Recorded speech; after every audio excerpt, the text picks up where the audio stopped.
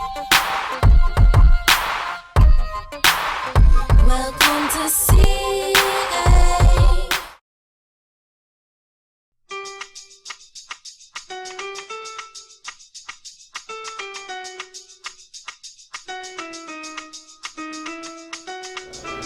What's up, yo? It's Mr. Choklair, Choclair, the ill floor from the T.O. and you're watching Motion Magazine right here.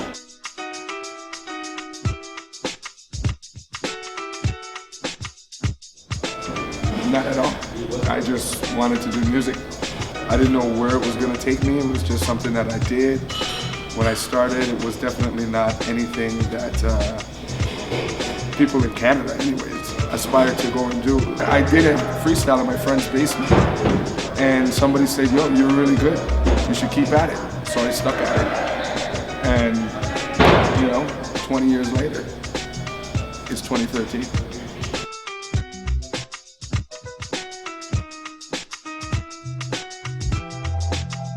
My thoughts on Canadian hip-hop is that it's good, it's live.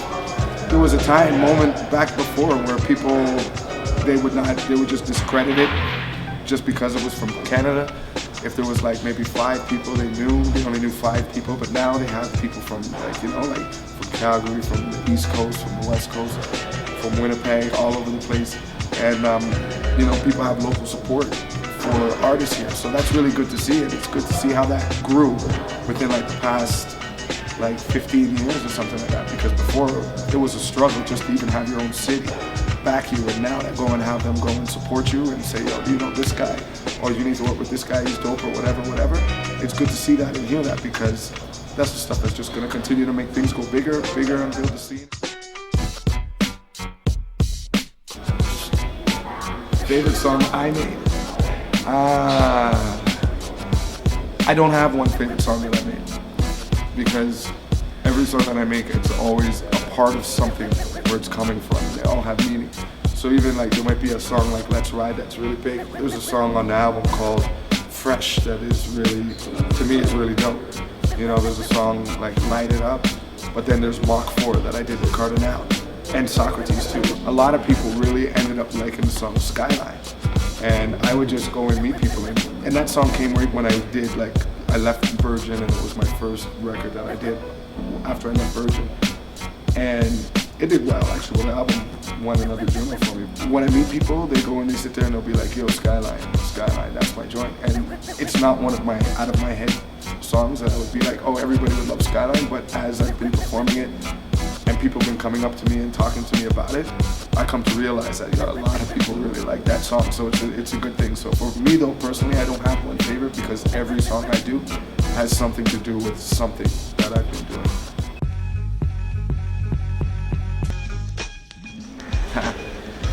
Well, Northern Touch. Okay, so first I met the Rascals in Vancouver in '96 on the Beat Factory tour. And at that point I had the song 21 Years and a song called Just a Second. And we went to this place, I think it was called the Moon Room or the Moon Bar or something like that. And I saw Red One and Misfit. And I was like, hey, I never met him before. I was like, hey, yo, what's up, man? They're like, Choclair, we love your stuff. I was like, yo, I love Really Living. What's up, bro? And then we just connected and we stayed in touch and stuff like that. He was actually a daycare teacher. And I went and I got a phone call at work. So I have all these kids screaming behind me and all sorts of stuff. And it was Saul Guy, who was their manager at the time. And they're like, hey, we did this track with these guys from the West Coast. I didn't know them at the time, but it was Checkmate. And the Rascals. And they're like, we want to send you, this is when they used to send a 2-inch tape, so it wasn't like an email transfer. But they sent the tape. We went to the studio. I was just hanging with Cardi. And I was like, yo, Cardi, you want to come to the studio? Mastermind was there, and there was a few other people. And I was like, you want to come to the studio? And I'm doing this track with the Rascals. And Thrust. And then me and Thrust, we went and did rock, paper, scissors to see who would go first or last, because everybody wanted to go last all the time. We recorded it, we sent it back, and we didn't know what was going to happen with the track. We were just like, all right, we're just doing another collaboration, which was good. Chemo hit us up and was like, yeah, we're actually going to make this another single. Then Saul hit me up and said, yo, we're actually going to reprint the album and put this on. And then when it was coming out, then DMX, Where My Dogs At came out. And we were like, oh, damn. Because even at that point too, we were like, oh man, you know, they're gonna go for the DMX track over our track because it wasn't as big, like, you know, Canadian music wasn't as embraced as it was at that point. All of a sudden they're doing a video, Little X is here, he's supporting, people are supporting, and the song went really big.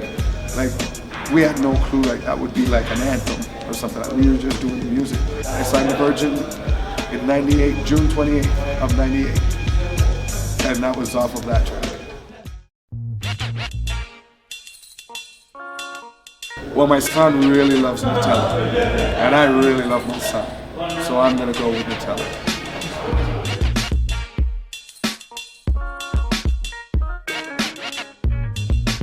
Only word I can say, and it's a true testament to myself, is be who you are musically. Sure, there's trends, sure there's music, and the music trend changes, and you want to be current with the music and all that stuff. I get all of that. But your content is always going to be important. So just be real to yourself and do that. And people will like what you're doing because they will just vibe with what you're doing, and there's always going to be someone that vibes. Hey yo, big shouts going out to Motion Magazine, Big Star Promotion, everybody out here in Calgary, everybody out in the T-Dot, everybody all over this whole country. You're going to be seeing me. Rev Tour, we're on it right now. See Evolution, the album is coming. And thank y'all for standing by me, supporting me. Love y'all, and we're always going to go and see you in every city, party jam, and hang out way too late. Peace out.